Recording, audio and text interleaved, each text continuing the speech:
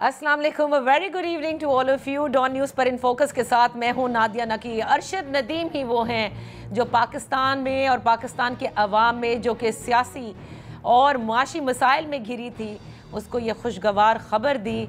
इतना ज़बरदस्त परफॉर्म किया, जिसे कहते हैं ना शानदार कारकर्दगी, वो उन्होंने करके दिखाई और पाकिस्तान के लिए गोल्ड मेडल 40 साल बाद जीता है।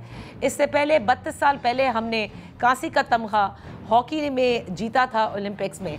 और यकीनन कल से लेके आज तक जो सेलिब्रेशन है, मैं शायद लफ्ज़ों में बयान नहीं कर सकती, लेकिन पाकिस्तान में जिस तरह से गुज़िश्ता रात इसे देखा गया और आज इनको माशाल्लाह गोल्ड मेडल भी पहनाया जाएगा। हुकूमत की जानिब से, तमाम सियासी लीडरान की जानिब से भी मुबारकबाद पेश की गई। लेकिन जो असल बात है वो ये है कि पाकिस्तानी कौम को किस तरह से सिर्फ क्रिकेट नहीं बल्कि स्पोर्ट्स मुत्तहद करती है। अगस्त का महीना, और जैसे अरशद नदीम साहब ने कहा कि ये 14 अगस्त यानी पाकिस्तान की जो आज़ादी का दिन है, उसका एक तोहफ़ा लेकर वो यकीनन पाकिस्तान वापस आ रहे हैं और एक तोहफे के तौर पर ये गोल्ड मेडल उन्होंने जीता है।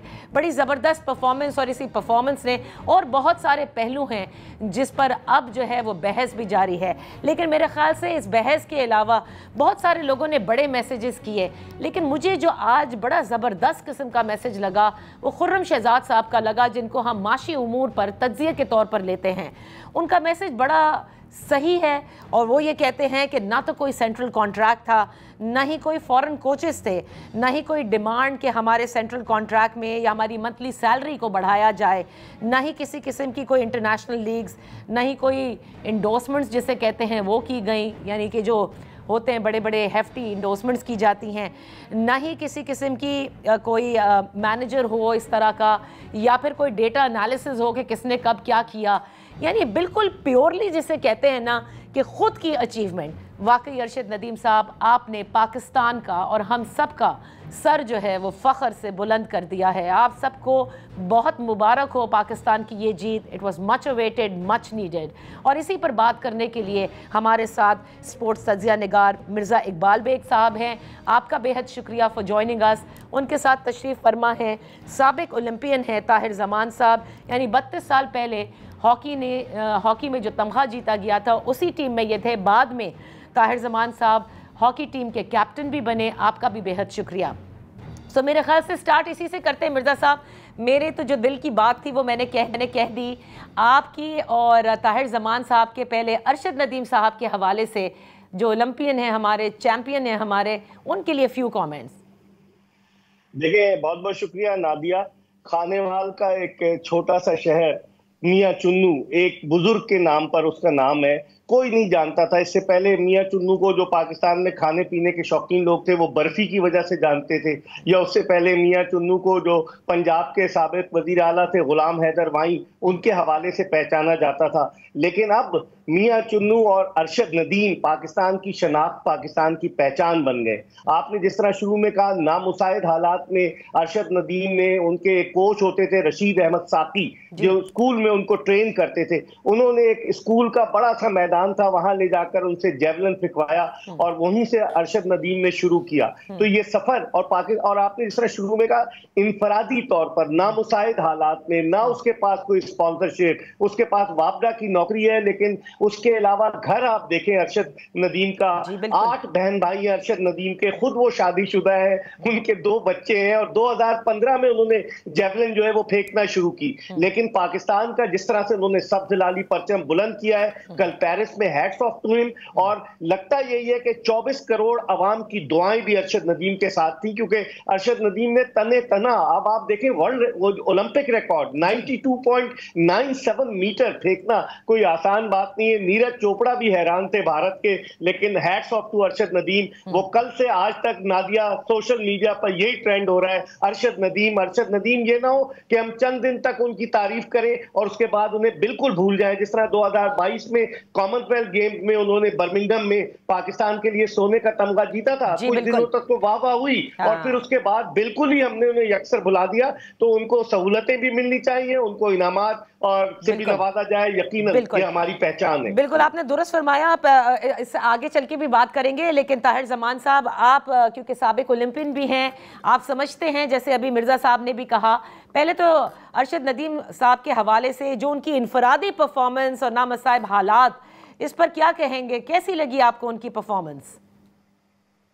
देखिए जी, पहले तो पूरी कौम को और अर्शद नदीम को मुबारकबाद इस तारीखी कारनामा अंजाम देने के लिए, और उसका शुक्रिया भी अदा करना चाहेंगे, ना सिर्फ उसका बल्कि उसके कोचेस का, उसके पेरेंट्स का, कि जिन्होंने ऐसा हीरा जो है पाकिस्तान को दिया है। दूसरे लफ्जों में ये कहें कि ये जो मेडल जीतने के ओलंपिक्स में फीलिंग्स है या एहसासात हैं, ये नाकाबिले बयान है।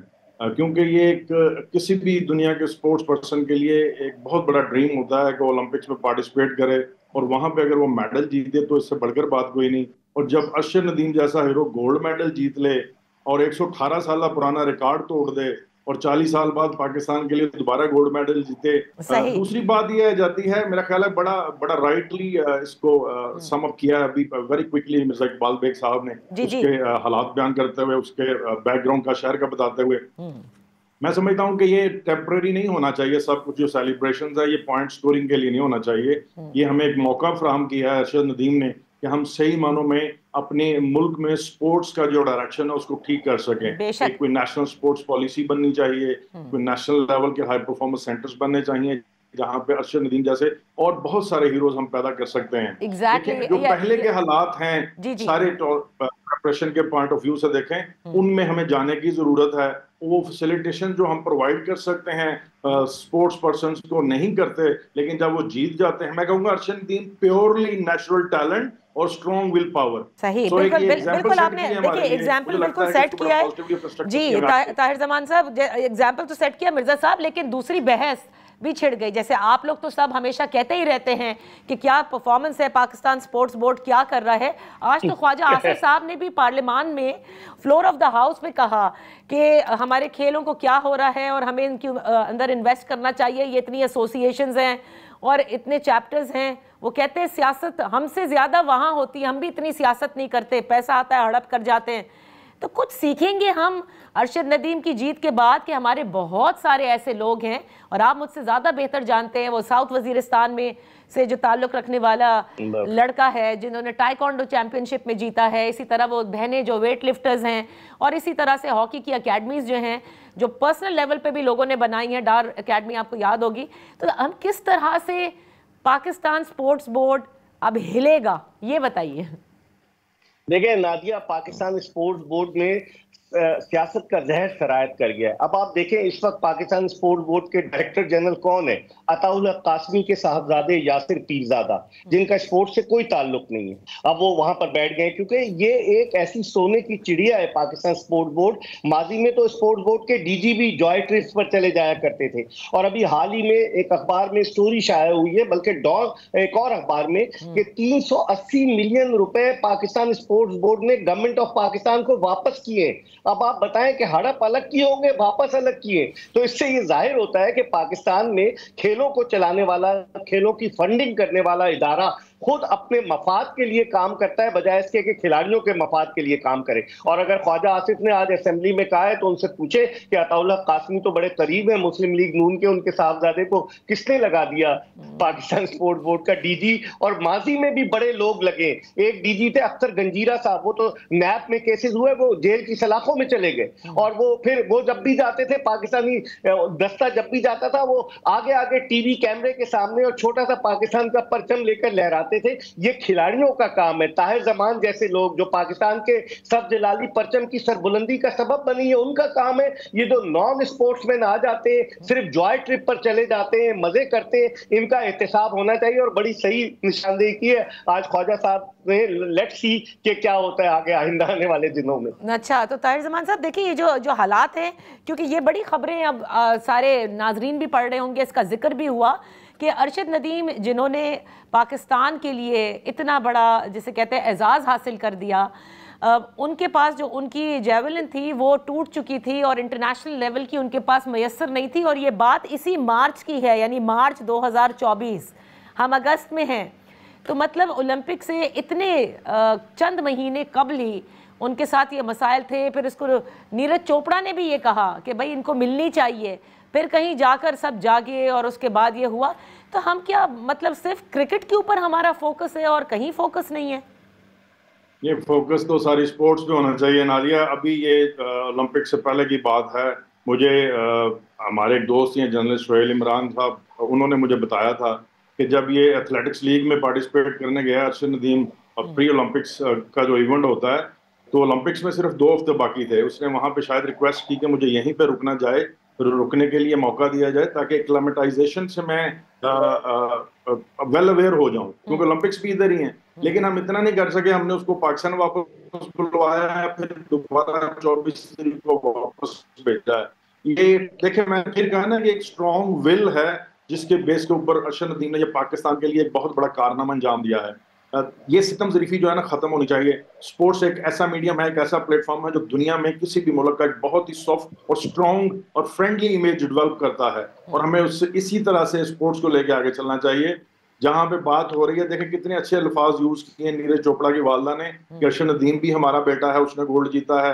एक छोटा सा सेंटेंस बोला है उन्होंने, लेकिन एक इतनी अच्छी और ठंडी हवा आई है दोनों तरफ से, तो लोग उसको अप्रिशिएट कर रहे हैं, उसको बड़ा पॉजिटिवली ले रहे हैं। उन्होंने ये दूसरे लफ्जों में बताने की कोशिश की है कि माएँ तो सांझी होती हैं। तो ये एक स्पोर्ट्स का मीडियम है जहां से ये इतनी सॉफ्ट स्पोकन गुफ्तगू हो रही है, ये एक फ्रेंडली एटमॉस्फेयर जो है वो डेवलप हो रहा है। तो मैं कहता हूं कि हमें स्पोर्ट्स को टारगेट करना चाहिए, एक नेशनल स्पोर्ट्स पॉलिसी बननी चाहिए, रिवॉर्ड सिस्टम होना चाहिए कि पहले से प्लेयर्स को पता हो ओलंपिक जीतेंगे, वर्ल्ड चैंपियनशिप जीतेंगे, एशियन लेवल का टूर्नामेंट जीतेंगे, तो हमारे लिए ये रिवॉर्ड्स वहां पे पड़े हुए हैं। अभी इस सेलिब्रेशन की बजाय मैं समझता हूं कि हमें चाहिए कि अगले 4 साल या 8 साल का डेवलपमेंट प्लान बनाना चाहिए।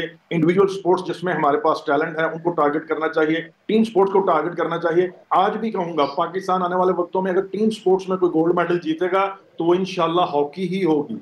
हॉकी ज़ुबून हाली का शिकार है। गवर्नमेंट की तरफ से, प्राइवेट कॉर्पोरेट सेक्टर की तरफ से स्पॉन्सरशिप की जरूरत है।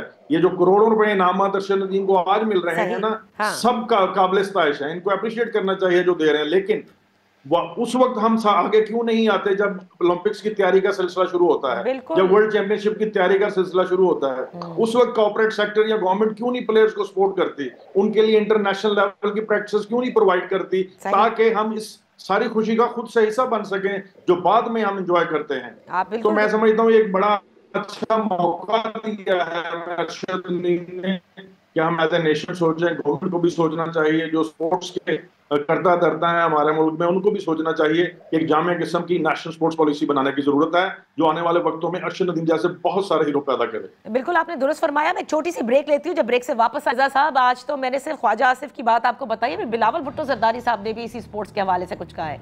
Right after this very short one.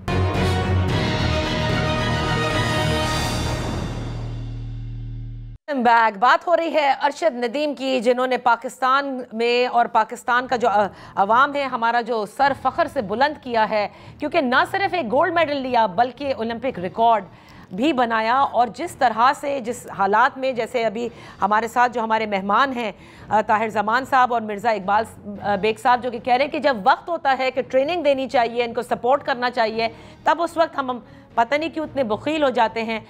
अच्छी बात है कि अब उनके लिए इनामों का जो है वो अनाउंसमेंट्स भी हुई हैं, वो उनको दिए भी जाएंगे। लेकिन ये एक टर्निंग पॉइंट होना चाहिए कि ऐसा नहीं है कि पाकिस्तान में मिर्ज़ा साहब टैलेंट नहीं है।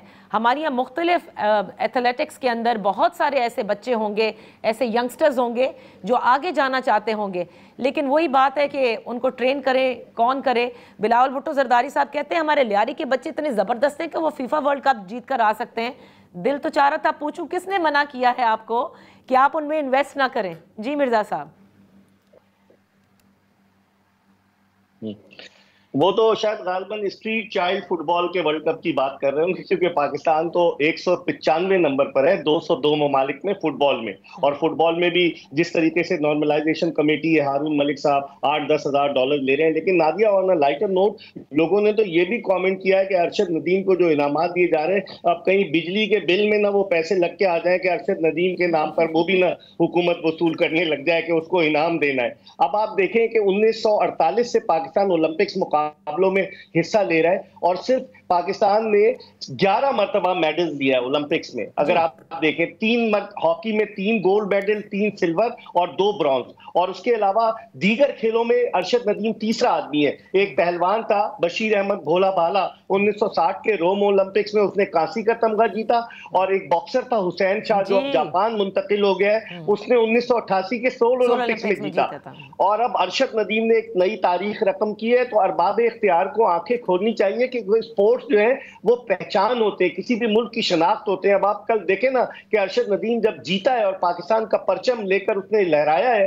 तो पूरी दुनिया में क्या इमेज गया है कि पाकिस्तान, मुझे तो नादिया वो याद आ गया 21 जून 2009 जब Pakistan T20 world cup England में जीता था यूनुस खान की कप्तानी में। उस वक्त स्वात के मुतासिरीन जो थे वो टेंट्स में रह रहे थे और वो पाकिस्तान का परचम लेकर निकल पड़े और पाकिस्तान जिंदाबाद के नारे लगा रहे थे। तो इसका मतलब ये हुआ कि स्पोर्ट्स पूरी कौम को मुत्तहिद करता है। तो हमें भी तो चाहिए ना, हुकूमत को चाहिए कि स्पोर्ट्स पर तवज्जो दे। जब 18वीं तरमीम खत्म की गई तो 18वीं तरमीम आई तो वजारत खेल खत्म कर दी गई और फिर सूबों को वजारत खेल दे दी गई। क्या हाल है सब जानते हैं। स्पोर्ट्स का फंड कहां जाता है ना, आप दाखिले मिलते हैं स्पोर्ट्स की बेसिस पर। माजी में स्पोर्ट्समैन को, जो अच्छे स्पोर्ट्समैन थे, स्पोर्ट्स कोटा था, वो सब खत्म कर दिया और हुकूमत तवज्जो नहीं दे रही। हॉकी इसलिए नहीं होती कि हॉकी में जो पैसे आते करोड़ों रुपए वो ऑफिशियल्स खा जाते हैं, तो कोई उन पर एतबार नहीं करता, कोई उन्हें स्पॉन्सरशिप नहीं देता। इन सारी चीजों को रेक्टिफाई होने की जरूरत है। तो इसका मतलब तो ये हुआ ना, जो बात आपने की है मिर्जा साहब,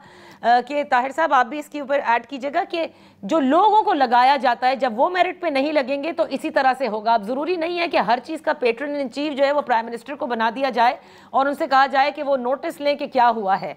अगर आप सही लोग लगाएंगे तो फिर जाहिर है कि पूरे ये इदारे भी सही काम करेंगे। जी बिल्कुल नादिया, आप बिल्कुल सही फरमा रहे हैं। इकबाल भाई ने भी बड़ा राइटली मेंशन किया है। आमतौर पे तो हम जब से बचपन से सुनते आए हैं कि स्पोर्ट्स जो है वो सियासत से पाक होती है, और जब बड़े हुए तो समझ ये आई कि हर स्पोर्ट्स का हेड ही सियासतदान लगा दिया जाता है।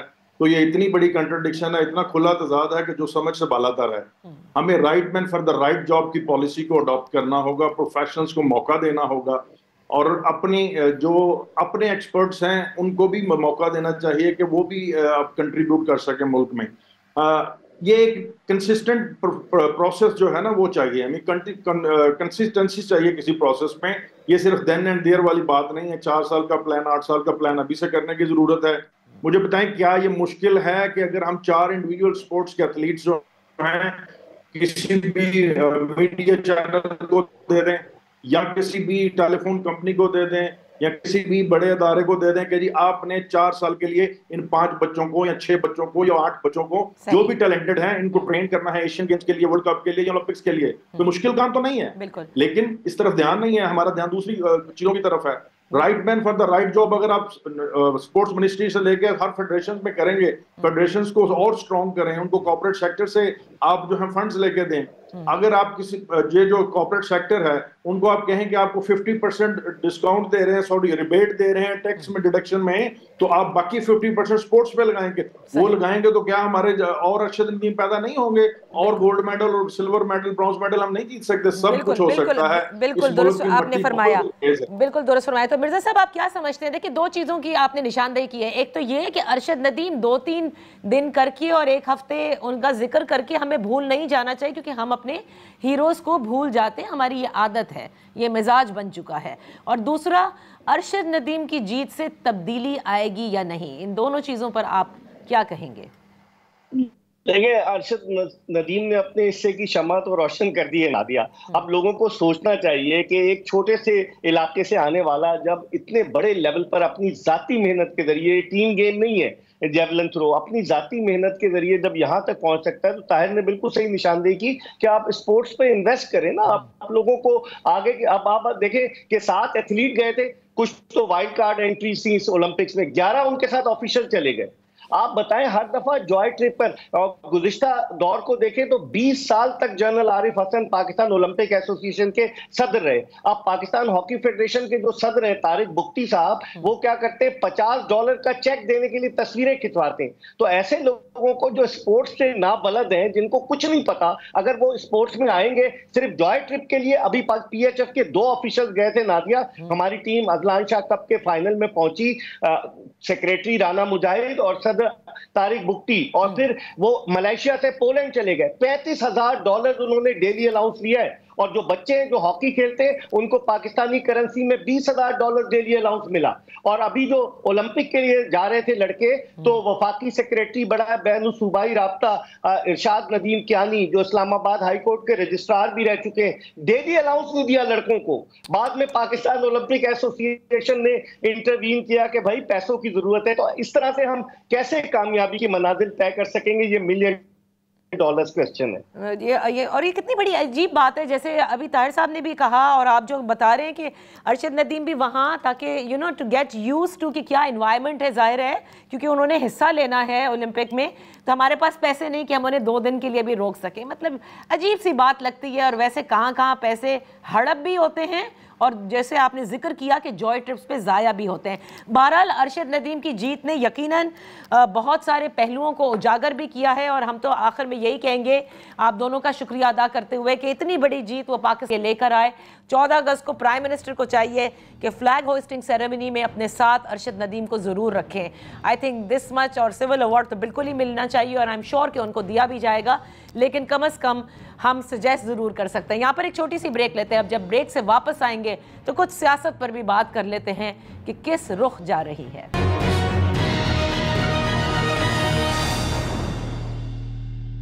Welcome back. रवां हफ्ते तहरीक इंसाफ के बानी इमरान खान साहब की जानिब से जो बयान जो वो गुफ्तगू करते रहे गैर रस्मी सहाफ़ियों से अडियाला में, वो सब मौजूए बहस रहे, जिसमें वाज़े तौर पर उनका यह कहना था कि वो मशरूत माफ़ी मांगने को तैयार हैं 9 मई के हवाले से। पहले तो उन्होंने याद करें कि मुज़ाकरात की भी पेशकश की थी और उसके बाद ये जिक्र हुआ ज़मान पार्क में सिर्फ पेट्रोल बम इस्तेमाल होने का भी उन्होंने एतराफ़ किया, लेकिन उन्होंने कहा इसके अलावा और कहीं नहीं हुआ। अलबत्ता अब ये देखना है कि आज जो इमरान खान साहब के ऑफिशियल ट्विटर अकाउंट से जो ट्वीट आई है उसमें उन्होंने बहुत सारे पॉइंट्स जो हैं, नुकात 7 नुकात हैं तकरीबन, वो उन्होंने दिए हैं और उसमें वो सारी चीज़ें जो मेरे ख्याल से इस रवां हफ्ते रही हैं वो सब का जिक्र किया। और उसमें उन्होंने कहा है कि लोग आउट ऑफ कॉन्टेक्स्ट बात को लेके जा रहे हैं। फिर एक मरतबा से उन्होंने क्लैरिटी दी है कि DGISPR की प्रेस कॉन्फ्रेंस भी आपको याद होगा, ये भी रवां हफ्ते हुई, जिसमें उन्होंने भी अपना मौक़िफ़ वाज़े तौर पर दिया। इमरान खान साहब आज कहते हैं, और बल्कि हम जिक्र करते हैं इन्हीं तमाम बातों पर, हमारे साथ इन फोकस हैं ज़ैन कुरैशी साहब, पाकिस्तान तहरीक इंसाफ से कौमी असम्बली के मेंबर हैं। बेहद शुक्रिया ज़ैन फॉर जॉइनिंग अस। ज़ैन, बड़ी कन्फ्यूजन हो गई है। एक तरफ पहले मज़ाकरात की पेशकश करते हैं खान साहब, उसके बाद मशरूत माफ़ी यानी कंडीशनल अपॉलॉजी जिसे कहते हैं उसका जिक्र करते हैं कि 9 मई के हवाले से, और आज वो ये कहते हैं कि I want to make this absolutely clear कि our stance is unequivocal, forgiveness is sought by the oppressor not the oppressed. चाह क्या रहे हैं खान साहब? क्या मज़ाकरात नहीं हो रहे जैसे कि हुकूमत कह रहे हैं, इसलिए अब इस किस्म की बात कर रहे हैं? बिस्मिल्लाहिर्रहमानिर्रहीम। Nadia, thank you so much पहले तो अपने शो में दावत देने की। देखिए, अब आपने 2-3 बातें कर दी हैं। पहली बात तो जहां तक है माफ़ी की बात, तो उस पर पाकिस्तान तहरीक इंसाफ और इमरान खान साहब का मौक़िफ़ बड़ा क्लियर रहा है। हो क्या रहा है? हो ये रहा है कि हुकूमत वक्त कोशिश करती है कि खान साहब जो भी अडियाला में बैठ कर बयान दें उसको मिसकंस्ट्रू किया जाए या उसको ऐसी रोशनी में पेश किया जाए जिससे खान साहब की कोई वीकनेस जाहिर हो, और वो उसको बनाकर और बिगाड़ कर पेश करते हैं। इमरान खान साहब ने डे 1 से कहा है कि एहतजाज करना हमारा आईनी और बुनियादी हक है। एहतजाज करना किसी कानून की खिलाफ वर्जी भी नहीं है। हमने 9 मई को एहतजाज किया, हम इस बात का एतराफ़ करते हैं, लेकिन हमने कोई ऐसा इकदाम नहीं उठाया जिसके लिए हमें माफ़ी मांगनी पड़े। अब अगर आप कहते हैं कि हमें माफ़ी मांगनी है तो पहले इन अ कोर्ट ऑफ लॉ आपको प्रूव करना पड़ेगा किस चीज़ की माफ़ी मांगनी है। आप कहते हैं कि आपके पास शवाहिद मौजूद हैं, CCTV फुटेज मौजूद है, फेशियल रिकग्निशन सॉफ्टवेयर का इस्तेमाल किया गया है, जियो फेंसिंग की गई है, लेकिन आज 1 साल से ज़्यादा हो गया है, हम दहशतगर्दी अदालतों के चक्कर काट रहे हैं, अभी तक कोई भी एविडेंस मंजर आम पे नहीं आया। इमरान खान साहब ने कहा कि अगर कोई एविडेंस सामने आता है और पाकिस्तान तहरीक इंसाफ का कोई कारकुन या कायद जो है वो उसमें मुलव्वस पाया जाता है या वो ऐसा कोई काम करता है जो कि इलीगैलिटी की, क्रिमिनलिटी के जिम्मे में आ जाता है, तो ना सिर्फ मैं उनके हिस्से की माफी भी मांग लूंगा, मैं उनको अपनी पार्टी से बेदखल भी करूंगा। उसकी वजह यह है कि पाकिस्तान तहरीक इंसाफ एक पुरअमन जमात है। पाकिस्तान तहरीक इंसाफ पाकिस्तान की सबसे बड़ी जमात है और पाकिस्तान तहरीक इंसाफ जमहूरी इक़्तिदार में बिलीव करती है और पाकिस्तान तहरीक इंसाफ उसे बढ़ के अकाउंटेबिलिटी में बिलीव करती है। तो अगर हमारी कोई गलती होगी, कोताही होगी, हम कभी भी अपनी गलती कोताही से कतराएंगे नहीं या माफी मांगने से कतराएंगे नहीं। लेकिन अगर आप कह दें कि नहीं जी हमने फैसला कर दिया, आपने माफी मांगनी है, नहीं, इसका मतलब ये हुआ कि ये क्लैरिटी आप लोगों में मौजूद है कि डॉक्टर यास्मीन राशिद हो, आलिया हमजा मलिक साहिबा हो या इस तरह से दीगर जो आपके सारे लोगों की पूरी वीडियो सामने आई थी, वो जिस तरह से जो कुछ भी बयान कर रहे थे वो सिर्फ बयान और वहां खड़े होने की हद तक था, उसके बाद मामलात आपके कंट्रोल से बाहर हो चुके थे और वो आप नहीं देखिए नादिया, देखिए चले गए थे। मैं अर्ज करूं, डॉक्टर यास्मीन राशिद साहिबा हो, आलिया हमजा साहिबा हो या कोई भी हो, क्या वो एहतजाज पे गए? बिल्कुल गए। क्या वो वहाँ पे मौजूद थे? बिल्कुल मौजूद थे।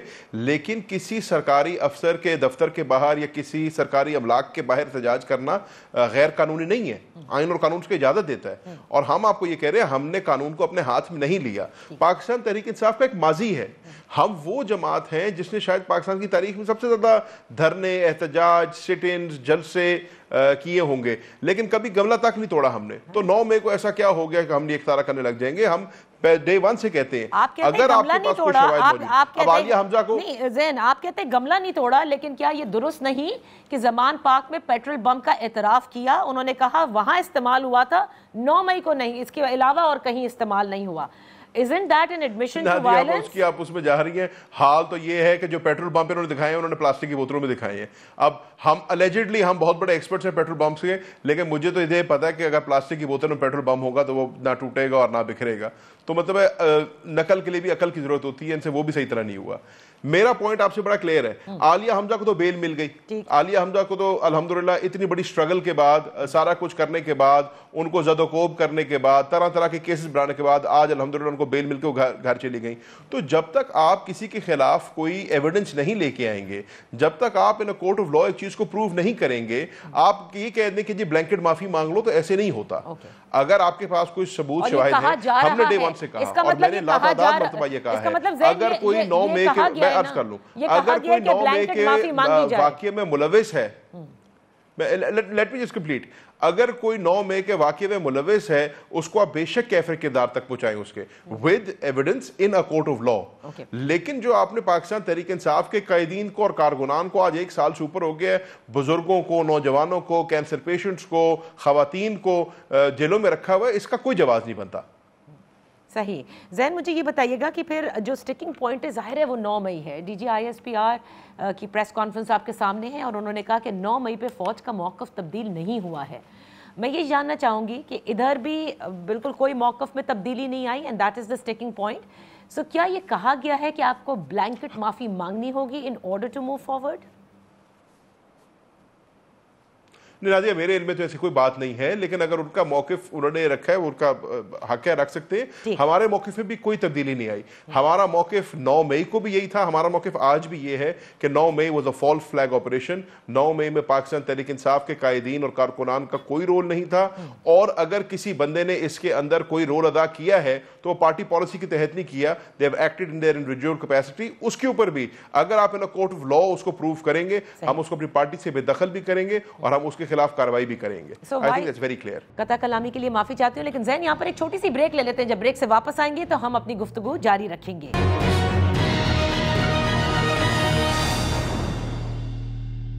Welcome back. इन फोकस हैं ज़ैन कुरैशी साहब, पाकिस्तान तहरीक इंसाफ के रहनुमा हैं, कौमी असम्बली के मेंबर हैं। ज़ैन, आज के इस पूरी ट्वीट में जो इमरान खान साहब के ऑफिशियल हैंडल से की गई, इसमें बहुत सारी चीज़ों का जिक्र किया गया है। Bengali chief of army staff का कहा गया कि उन्होंने जो कुछ बांग्लादेश में हुआ इस सिचुएशन को बड़ी ज़बरदस्त तरीके से हैंडल किया वाइल रिमेनिंग ए पोलिटिकल, और उनको एक तरह से उनकी तारीफ़ भी की है। और as a professional institution army को and its chief must remain apolitical in such situations. किस किस्म का मैसेज दे रहे हैं खान साहब? एक तरफ कहते हैं कि मज़ाकरात भी हम उन्हीं से करेंगे, और ये भी उन्होंने इसी ट्वीट में फरमाया है मौजूदा हुकूमत के हवाले से। जी जी बताइए। अगेन हम पता नहीं उसको क्यों पोर्ट्रे करना चाहते हैं कि उसके अंदर कोई है। इसमें मैसेज बड़ा क्लियर है। मैसेज ये है कि पाकिस्तान का आइन जो है वो डिवीजन ऑफ पावर में बिलीव करता है। हम सबका कॉन्स्टिट्यूशनल रोल जो है वो बड़ा क्लियरली डिफाइंड है कॉन्स्टिट्यूशन में। और इमरान खान साहब का और पाकिस्तान तहरीक इंसाफ का हमेशा से मौक़िफ़ ये रहा है कि हर ब्रांच को, वो जुडिशरी है, वो इस्टेब्लिशमेंट है, वो सियासतदान है, वो जर्नलिस्ट हैं, वो सिविल सोसाइटी है, हम सबको अपना रोल अदा करना है अपने हदूद क़यूद के अंदर रहते हुए। तो उनका ये मानना था कि आपने देखा कि बांग्लादेश में एक बड़ी सीरियस सिचुएशन डेवलप हुई, स्टूडेंट्स ने एजिटेट किया, 300 स्टूडेंट्स को लुकमा अजल बनना पड़ा, हुकूमत के खिलाफ जो है एजिटेशन हुई, फौज ने अपना रोल अदा किया, फौज ने लॉ एंड ऑर्डर मेंटेन किया। हसीना वाजिद की जब हुकूमत रिजाइन की तो उन्होंने 3 दिन के अंदर इंटरिम गवर्नमेंट बना के एक टेक्नोक्रेटिक सेटअप को हवाले कर दिया। तो ही सेज कि उन्होंने बिल्कुल आइन और कानून के अंदर रह के काम किया और ये अच्छी चीज है। तो हम तो इस चीज को बिलीव करते हैं कि हर बंदे को अपना कॉन्स्टिट्यूशनल रोल अदा करना चाहिए। और जब तक हम पाकिस्तान में, मैं किसी एक इदारे की बात नहीं कर रहा, मैं पूरी कौम की बात कर रहा हूं और अपने आप को भी बराबर का जिम्मेदार ठहरा रहा हूं, जब तक हम सब अपने कॉन्स्टिट्यूशनल रोल के अंदर अंदर वापस जाकर काम नहीं करेंगे, ओवरलैपिंग करते रहेंगे, खींचातानी करते रहेंगे, तो हमारा एक दूसरे के साथ जो है वो तनाव बढ़ता रहेगा। ये इक्तदार से जाने के बाद ही सब कुछ याद आता है, वरना 2018 में वो सेम पेज सुनते कोई थकता नहीं था। अब चले, शुक्र है कि दायरे कार की बात की जा रही है। जैन, मुझे ये बताइएगा आखिर में, नहीं सेम एक से नादिया, सेम पेज के अंदर भी देखें, मैंने हमेशा ये मेंटेन की है कि जो एस्टेब्लिशमेंट है वो हुकूमत का हिस्सा है और अगर हुकूमत एक डेमोक्रेटिकली इलेक्टेड गवर्नमेंट के साथ काम कर रही है, एक कॉमन ऑब्जेक्टिव के लिए काम कर रही है, तो उसमें कोई कबाहत नहीं है। तो बस ठीक है, तो अगर ठीक है, तो अगर वो अभी शहबाज शरीफ साहब के साथ सेम पेज पर काम कर रही है तो आप लोगों को भी कोई प्रॉब्लम नहीं होनी चाहिए। फिर हमें शहबाज शरीफ के उसके ऊपर प्रॉब्लम नहीं है सेम पेज में काम करने की, हमें तो शहबाज शरीफ की हुकूमत को के मार्ज़े वजूद में आने से प्रॉब्लम है। अच्छा। एक जमात जिसकी 17 सीटें थी, एक जमात जो किसी सूबे में हुकूमत नहीं बना सकता, आज हुकूमत पूरे मुल्क में हुकूमत बनाए बैठा हुआ है, फॉर्म 47 के ऊपर हुकूमत बनाई हुई, हमें तो उससे इतराज है। सही, तो हम तो कहते हैं कि ये हुकूमत इलेजिटिमेट है, इस हुकूमत के पास अवाम का मैंडेट ही नहीं है, इनको तो चोरी करके मैंडेट दिया हुआ है। अच्छा, तो जैन मुझे तो हमारा ये इशू है। अच्छा, तो जैन मुझे ये बताइए, जहां आपके ज़ाहिर है कि इलेक्शन के हवाले से बहुत सारे तहफ़्फ़ुज़ात हैं और आप लोग बार बार इस हुकूमत को फॉर्म 47 की कहते हैं, वहीं 2 माह में ये जो प्रेडिक्शन की जा रही है खान साहब की जानिब से कि मैं प्रेडिक्ट कर रहा हूँ कि 2 माह में ये हुकूमत ख़त्म हो जाएगी, ये भी वो कहते हैं। उधर मखसूस नशिस्तों के हवाले से तो कानून भी बन चुका है, आप लोगों ने चैलेंज भी कर दिया है। कहाँ देख रहे हैं ये हालात? ये मखसूस नशिस्तें लगता नहीं कि इतने आराम से मिलेंगी। आज बिलावल भुट्टो जरदारी साहब ने भी अदलिया पर कड़ी तनकीद की है इसी हवाले से कि आप एक सियासी जमात को एक फैसले से सियासी फ़ायदा पहुँचा और टॉफ़ियों की तरह जो है उन्हें मखसूस नशिस्तें बांट दी गई। देखिए नादिया, ये बड़ी बदकिस्मती है इस मुल्क की कि 8 फरवरी को इलेक्शन होता है, पहले हमारे मैंडेट पर डाका डाला जाता है, पाकिस्तान की आवाम पाकिस्तान तहरीक इंसाफ को वोट देती है निशान के बगैर, ऊट पटांग निशानों पर। मुझे जूते के निशान पे उन्होंने वोट देकर कौमी असेंबली का मेंबर बनाया, दीगर लोगों को किसी को बैंगन के निशान पे, कुछ पे। पहला डाका डलता है। दूसरा डाका हमारी रिजर्व सीट्स पर डलता है। अब सुप्रीम कोर्ट का एक फैसला आ गया, उस फैसले को सर्कमवेंट करने के लिए, वो फैसला क्योंकि आप पे नागुज़ीर गुजरा है, आप लेजिस्लेशन करते हैं, बिल पेश करते हैं, which I honestly feel will not see the light of day। इंशाल्लाह वो चैलेंज भी होगा, ओवरटर्न भी होगा। तो आप जो है कोशिश कर रहे हैं पाकिस्तान तहरीक इंसाफ के जो आवाम का दिया हुआ मैंडेट है उसको रोकने की। उसके साथ साथ आप ये देखें कि हुकूमत पहले ही बैसाखियों के ऊपर खड़ी है, हुकूमत पहले ही बड़ी वीक विकेट पर खड़ी है और इस मामले पे आकर हुकूमत के इत्तेहादी भी उनके साथ खड़े आपको नजर नहीं आ रहे। आपने देखा MQM का मौक़िफ़ इस पर बड़ा क्लियर आ गया, दीगर सियासी जमातों का मौक़िफ़ इस पर बड़ा क्लियर आ गया। मईशत का जो हाल है वो आपके सामने है, महंगाई का जो इस मुल्क में हाल है वो आपके सामने है। जमात इस्लामी का ताज़ा हुकूमत ने धरना ख़त्म करवाया है और उस धरने का उनको महंगाई के खिलाफ धरना था, हुकूमत की नाकिस पॉलिसी के खिलाफ धरना था। धरना ख़त्म हुआ और पहला तोहफा ये मिला कि बिजली को 2 रुपये फिर मजीद बढ़ा दिए। तो पॉइंट इज कि ये काम चलने वाला नहीं है। अच्छा। इनसे काम नहीं चल रहा। हुकूमत जो है, मैं हमेशा कहता हूँ हुकूमत मॉरल अथॉरिटी पे की जाती है और हर गुजरते दिन के साथ हुकूमत लेकिन आप लोगों का जो ऑपोजिशन अलायंस है, माजरत के साथ फवाद चौधरी साहब जो कि आप ही की जमात में थे, वो ये कहते हैं वो गैर मुअस्सर है अभी तक, मतलब it has not done anything और इसमें कसूरवार वो आप ही को ठहराते हैं। नहीं, अब वो तो फवाद चौधरी खुद ही बता सकते हैं, जवाब देते हैं कि वो क्या चाहते हैं, कि ऐसा कौन सा जादू करते हैं वो। लेकिन हम अपोजिशन की जमात हैं, हम अपना अपोजिशन के अंदर एक रिस्पॉन्सिबल अपोजिशन का रोल अदा कर रहे हैं और आईन और कानून के दायरे के अंदर रहते हैं हम अपनी बात कर रहे हैं। उससे ज़्यादा फवाद चौधरी साहब क्या चाहते हैं? फवाद चौधरी साहब के मशवरों ने हमें यहाँ पहुँचाया था जहाँ हम आज आए खड़े हैं, तो फवाद चौधरी साहब से मजीद मशवरे नहीं ले तो बेहतर है। मतलब 9 मई के हवाले से जो एहतजाज की पूरी प्लानिंग थी उसमें फवाद चौधरी साहब का मशवरा शामिल था? नहीं, मैंने तो ये बात नहीं की। अब आप you're trying to put words in my mouth। see that's the sticking point right now। सबसे बड़ी चीज यही है, तो इसलिए that's why I'm asking you, वो कौन सा मशवरा था जिसने तहरीक इंसाफ को यहाँ पहुंचाया? असेंबलियां तहलील करने वाला मशवरा जो है, मेरा ज़ाती ख्याल है कि वो रिकंसिडर हो सकता था। हमें असेंबलियां नहीं तहलील करनी चाहिए थी। मेरा इशारा उस तरफ था, 9 मई की तरफ नहीं था। बहुत बहुत शुक्रिया ज़ैन कुरैशी साहब for being on in focus. इसी के साथ प्रोग्राम का वक्त ख़त्म होता है।